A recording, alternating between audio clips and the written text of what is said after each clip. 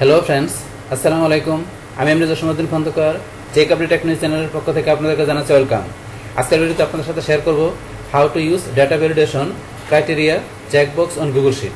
অর্থাৎ গুগল শিটের মধ্যে আজকে আমরা দেখব কীভাবে আমাদের চেকবক্স ক্রাইটেরিয়া ইউজ করার মাধ্যমে আমরা ডাটা ভ্যালিডেশন করতে পারি। আজকে আমরা সেই বিষয়টা দেখব।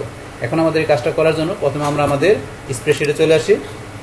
বাস আসার পরে এখান থেকে বলছে কি আমরা কি করব, যে আমাদের এখানে যে ডেটাগুলো থাকবে এই ডেটাগুলোর মধ্যে আমরা ইচ্ছা করলে এখানে কি চেকবক্সের অপশনটা ইউজ করতে পারি এবং কীভাবে ইউজ করতে পারি সেটা আমরা দেখব। তো এখন দেখা গেছে আমাদের এই চেকবক্সের কাজটা করার জন্য আমরা কি করব, প্রথমে এখান থেকে আপনি কতটুকু রেঞ্জের ভিতরে করবেন সেই রেঞ্জটা আমরা সিলেক্ট করে দিব। তাহলে এখান ধরুন আমরা রেঞ্জটা এইভাবে টান দিয়ে সিলেক্ট করি, এই রেঞ্জটুকু সিলেক্ট করলাম। বাস অথবা চাইলে আপনি পুরো কলামটাই করতে পারেন।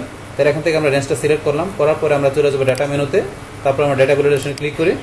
বাস করার পরে এখান থেকে আমরা এদিকে নিয়ে আসি টানতে একটু, এটা আমাদের সেল রেঞ্জ, আমাদের সেল রেঞ্জটা আমরা যতটুকু করলাম ততটুকু আমাদের রেঞ্জটা চলে আসছে। তাহলে এখন ধরুন আমরা এখান থেকে রেঞ্জটা সিলেক্ট করার পরে এখান থেকে পরে চলে যাবো আমাদের কোথায়, ক্রাইটেরিয়া অপশনে। তো ক্রাইটেরিয়ার মধ্যে আমরা এখানে ক্লিক করি। বাস ক্লিক করার পর আমাদের এই নিচে দেওয়া আছে চেকবক্স। চেকবক্স আগে কিন্তু এখানে আমাদের এই যে কাস্টম ফর্মুলা, তারপরে date, text, number, list of items, list from range, এই প্রত্যেকটা বিষয়ের উপরে কিন্তু আলাদা আলাদা ভিডিও আমার চ্যানেলে অলরেডি দেওয়া আছে। আমার চ্যানেল থেকে আপনারা এই যে কাস্টম ফর্মুলা, তারপরে date, text, number, list of items, তারপরে আছে আপনার লিস্ট ফ্রম এ রেঞ্জ, তো এই প্রত্যেকটা বিষয়ের ভিডিও এখানে দেওয়া আছে। আপনারা চাইলে এখান থেকে যে বিষয়ের ভিডিওগুলো দেখে আপনারা এই বিষয়গুলো ক্লিয়ার হতে পারবেন। আচ্ছা যাই হোক, তাহলে এখন আমরা অবশ্যই চেকবক্সের বিষয়টা দেখবো। দেখার জন্য চেকবক্সে আমরা ক্লিক করলাম। বাস ক্লিক করার পরে এখন আমরা এখান থেকে আমরা কি এই যে এখান থেকে ইউজ কাস্টম সেল ভ্যালু আমরা এইটা দেওয়া দেখবো একটু পরে। তার আগে আমরা এখান থেকে দেখে নেই যে এখানে কি বলছে অন ইনভ্যালিড ডাটা। যদি আমাদের এখানে চেকবক্স আসে, আসার পর এখান থেকে আমরা কি ইনভ্যালিড ডাটা হলে আমাদের এখানে কি যে ওয়ার্নিং মেসেজ দেখাবে, না আমরা এখান থেকে রিজেক্ট ইনপুট হয়ে কোনো অ্যাপিয়ারেন্স মেসেজ দেখাবে। তো আমাদের এখান থেকে আমরা যখন কোনো এখানে রং কোনো কিছু ইনপুট করব আমাদের এই চেকবক্স ছাড়া, তো সেই ক্ষেত্রে এখানে আমাদের কোনো একটা ওয়ার্নিং মেসেজ আসবে। তো এটা আমরা দেখি, দেখার জন্য এখানে আমরা সেভে ক্লিক করলাম। বাস এখানে আমাদের চেকবক্স, তো চেকবক্সের মধ্যে এখানে আমাদের যে চেকবক্স, এখানে কিন্তু যদি আমাদের চেকবক্সটা ব্ল্যাঙ্ক থাকে, যদি ব্ল্যাঙ্ক থাকে, চেক না দেওয়া থাকে, তাহলে এখানে কি আসবে আমাদের ফলস। আর যদি আমরা এখানে টিক মার দিই, টিক মার দিলাম, তাহলে এখানে কিন্তু আমাদের ট্রু চলে আসছে, ফর্মুলা আবার ট্রু, আবার উঠাই দিলাম, দেন ফলস, এই যে আবার টিক মার দিলাম, পরেরটা যে ট্রু চলে আসছে। মানে এখানে আপনার কি যে আমাদের এই চেকবক্সের যে ভ্যালুটা ট্রু আর ফলস মানে ইয়েস নো, মানে এরকম ভাবে কাজ করে। আর এইটাকে বলা হয় বুলিয়ান ভ্যালু হিসেবে কাজ করে। এটা আমাদের যে প্রোগ্রামের ভাষায় বুলিয়ান ভ্যালু হিসেবে কাজ করে, ইয়েস নো, ট্রু, ফলস। তো এই বিষয়টা তো চেকবক্সে আমরা এখান থেকে ধরেন বাই ডিফল্ট ভাবে যেটা আছে এখানে এই যে টিক মার্ক দিলে আপনার ট্রু, আদারওয়াইজ আপনার সবগুলো কি ফলস থাকে, উঠাই দিলাম ফলস। এখন যদি আমরা এখানে কোনো কিছু ধরেন চেকবক্সের এখানে অন্য কিছু লিখতে যাই, ধরেন এর ভিতরে আমি কি এই যে কিছু টেক্সট লিখলাম, তো লেখার সাথে সাথে কিন্তু সেখানে একটা ওয়ার্নিং মেসেজ চলে আসছে। এই যে এটা বলছে cells content violate the validation rules. তো ভ্যালিডেশন রুলস আমরা এখানে ভায়োলেট করছি, এই কারণে ইনভ্যালিড চলে আসছে। তো আমরা যে ওয়ার্নিং দিচ্ছি চলে আসছে এখানে। আবার তো এখানে গিয়ে ধরুন টেক্সটের আমরা যে নাম্বারও দিই, বাস এখানে ধরুন সেম নাম্বারে যে ওয়ার্নিং মেসেজ চলে আসছে।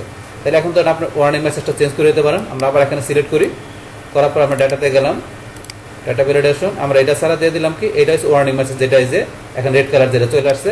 তো এটা ছাড়া আমরা এখান থেকে রিজেক্ট ইনপুট হবে, আমাদের ইনপুটটা আমরা টেক্সট বা নাম্বার যেটাই দিই এখানে আমাদের ইনপুটটা রিজেক্ট করবে, পাশাপাশি আমাদের এখানে কি অ্যাপিয়ারেন্স মেসেজ চলে আসবে। তাহলে আমরা টিক মার্ক দিলাম, তারপর আপনারা যদি এখান থেকে যেটা আছে এটা দিতে পারেন, অথবা আপনারা চেঞ্জ করে দিতে পারেন, তো আপনার নিজের মতো লিখতে পারেন। তাহলে আমরা যেটা আছে এটা রাখলাম, রাখার পর এখান থেকে সেভে ক্লিক করি।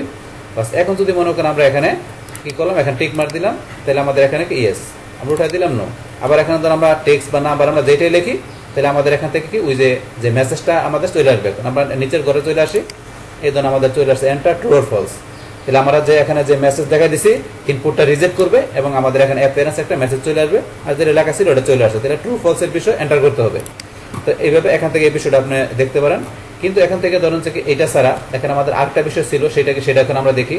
তো দেখার জন্য এখানে আমরা আবার এখানে সিলেক্ট করলাম, তো রেঞ্জটা সিলেক্ট করলাম, করার পর ডাটাতে যাই, ডাটা ভ্যালিডেশন, তারপর এখান থেকে এই যে আরেকটা অপশন ছিল যেটা use custom sale value. Use custom sale value এই বিষয়টা কি কাজ করে, এখানে আমরা টিক মার দিলাম, দেওয়ার পর আপনার চেক। তো চেক হলে এখানে একজন ট্রু ফলস বাই ডিফল্ট কিন্তু দেওয়া আছে, আনচেক হলে ফলস আর চেক হলে ট্রু। এখানে ইচ্ছা করে আপনারা চেঞ্জ করে দিতে পারেন। আপনি যদি দেন এখানে ইয়েস, যে চেক হলে ইয়েস আর আনচেক হলে কি নো, তো আমি এখানে এইটা দেখা দিলাম।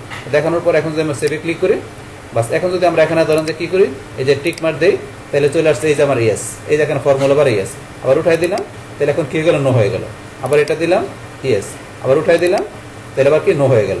তো এইভাবে বিষয়টা আপনার কাজ করে। কিন্তু এখানে আমরা এগুলো দেখলাম, কিন্তু এখানে আমাদের এই যে ডাটার ভিতর আছে এখানে আমরা কিভাবে ইচ্ছা করলে চেকবক্সের মাধ্যমে আমরা এখানে কাজ করাতে পারি।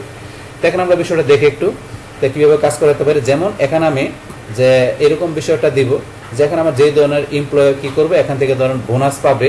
এখন যদি আমরা টিক মার্ক দেই, টিক মার্ক দিলে ওই ধরনের এমপ্লয় কি করবে, এখানে বোনাস পাবে।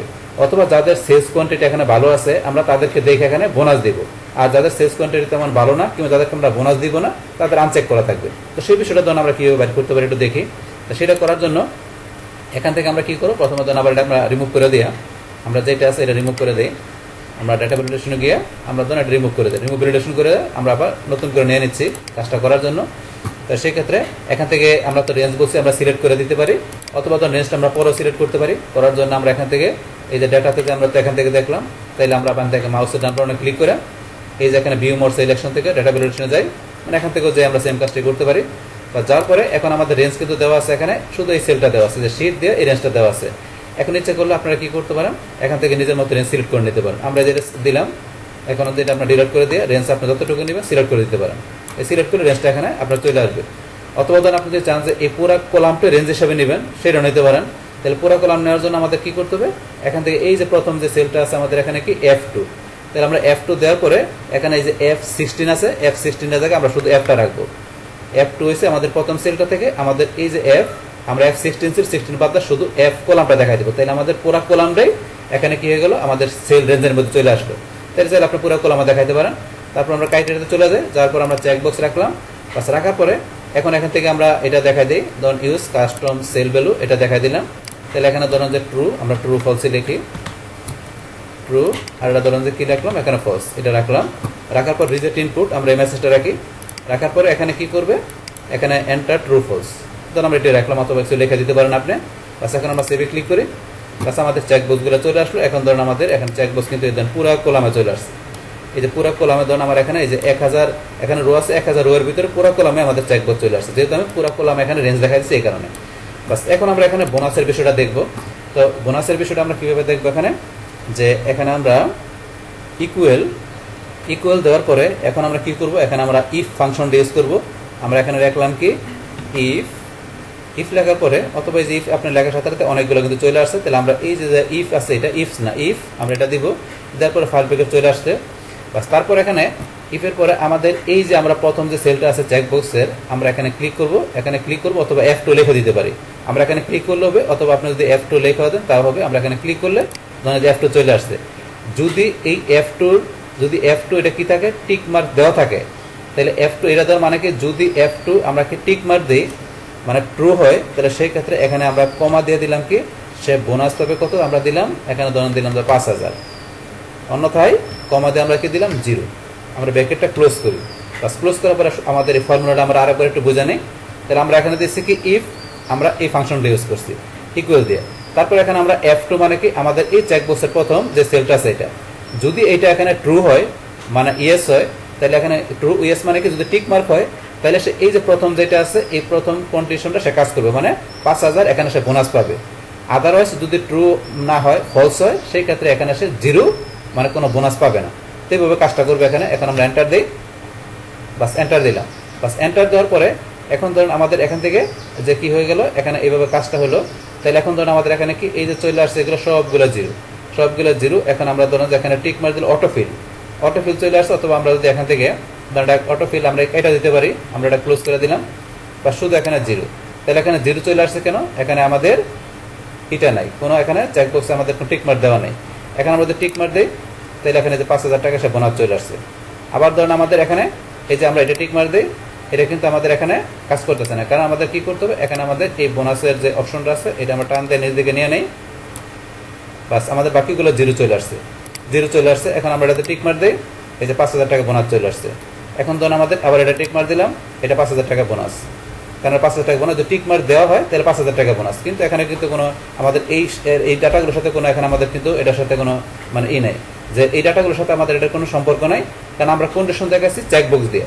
এই কারণ চেকবক্স যদি আমরা টিক মার দিলে 5000 হবে, কারণ আমাদের এটার সাথে এটার কোনো সম্পর্ক নেই। তো এখন ধরুন আমরা আবার টিক মার দিলাম, 5000 টাকা বোনাস, যেহেতু আমরা এখানে এই কন্ডিশন দিয়ে এখানে কাজটা করাইছি। তাহলে এখন যদি আবার মনে করেন এখানে আমরা উঠাই দিলাম, বোনাস চলে গেল, উঠাই দিলাম চলে গেল। এখন যদি আমরা চাই যে এই যে 0 যে বোনাসটা আছে, এখন টিক মার্ক না দেওয়া থাকলে ধরুন যে বোনাস পাবে 1000 কিংবা 2000, তো সেটা আপনি দিয়ে দিতে পারেন। তো সেটা দেওয়ার জন্য এখানে আমাদের ফর্মুলাটা এই যে 0 জায়গায় আমরা কি করে দিলাম, ধরুন আপনার দিয়ে দিলাম 1500, আপনার যাই দিবেন তাই হবে। বাস এখন যদি আপনার টিক মার্ক না দেওয়া থাকে তাহলে 1500, তাহলে এখন আমরা নিজ দিকে টান দিই। আমরা এখন নিজ দিকে টান দিলে ধরুন বাকিগুলো অটোমেটিক চলে আসবে। বাস এই ধরুন যেগুলো টিক মার্ক দেওয়া নাই কীভাবে 1500 টাকা বোনাস, আর টিক মার্ক দিলেই সে 5000 টাকা বোনাস, টিক মার্ক দিলে 5000, টিক মার্ক দিলে 5000, টিক মার্ক দেওয়া নাই মানে 1500, অথবা 0 আপনি যেটাই দেন সেটাই কাজ করবে, যেভাবে ফর্মুলা লিখবেন সেভাবে এখানে কাজ করবে। তাহলে ইচ্ছা করলে এইভাবে কি করতে পারেন, আপনার চেকবক্স আপনি ইউজ করার মাধ্যমে আপনার বোনাস বা আপনার এই ধরনের যে কোনো ধরনের আপনার কাজ আপনার সেটাই আপনার ধরনের যে করতে পারেন। জাস্ট একটা এক্সাম্পল শুরু আপনার বিষয় দেখা দিলাম যে আমাদের টিক মার্ক ব্যবহার করে আমরা মূলত কী ধরনের কাজ করতে পারি, সেটা একটা এক্সাম্পল আপনাদের আমি দেখা দিলাম। তাহলে এই আমাদের এখানকার টোটাল বিষয়টা মূলত আমাদের আজকের ভিডিওর। ডিয়ার ফ্রেন্ডস, আমার আজকের এই how to use data validation criteria checkbox on Google sheet, এই ভিডিও যদি আপনাদের কাছে ভালো লেগে থাকে কিংবা এই ভিডিও থেকে আপনারা কিছু শিখে থাকেন, উপকৃত হয়ে থাকেন, তাহলে আমার এই জেকে আপডেট টেকনোলজি চ্যানেলটি আপনারা সাবস্ক্রাইব করবেন, লাইক করবেন, কমেন্ট করবেন এবং সবার সাথে শেয়ার করবেন। Thanks everybody.